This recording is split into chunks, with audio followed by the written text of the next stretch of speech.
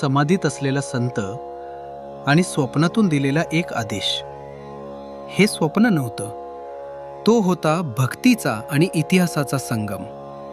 नमस्कार मित्रांनो, आज आपण ऐकणार आहोत एक अशी अद्भुत कथा जिथे दोन युगातील संत एकाच ध्येयासाठी एकत्र आले. काळ होता 16व्या शतकाचा. पैठणमध्ये संत एकनाथ महाराज भगवंताच्या नामस्मरणात तल्लीन होते.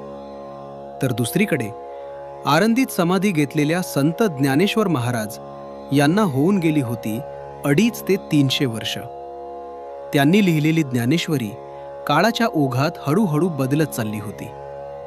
आणि एके रात्री एकनाथ महाराज गाढ झोपेत असताना एक दिव्य दृश्य प्रकट झालं. तेजस्वी प्रकाशातून ज्ञानेश्वर माऊली उभे राहिले. एका जनार्दना, आळंदीला ये. माझ्या समाधीपाशी अजान वृक्षाची मूळ माझ्या कंठाला वेढून आहे आणि माझी ज्ञानेश्वरी शुद्ध रूपात राहिलेली नाही. दृष्टांत मिळताच एकनाथ महाराज आळंदी येथे पोहोचले. 250 वर्षानंतर समाधी उघडली गेली आणि सर्वजण थक्क झाले. खरंच अजान वृक्षाची मूळ माऊलींच्या गळ्याभोवती होती. यानंतर एकनाथ महाराजांनी ज्ञानेश्वरीच्या जुन्या प्रती गोळा केल्या, प्रत्येक ओवी तपासली, चुका दूर केल्या आणि जगाला दिली. ते ठामपणे म्हणाले, यात आता कोणीही स्वतःची ओवी घालू नये.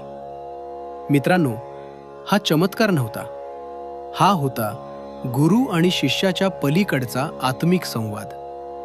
आज आपण माऊलींचे शब्द ज्या शुद्ध रूपात वाचतो, त्यामागे एकनाथ महाराजांचे हे महान कार्य आहे. जर ही कथा तुमच्या मनाला स्पर्शून गेली असेल तर कमेंटमध्ये नक्की लिहा, ज्ञानबा तुकाराम. अशाच संत परंपरेतील अद्भुत कथा ऐकण्यासाठी चॅनल सबस्क्राईब करा. जय जय रामकृष्ण हरी.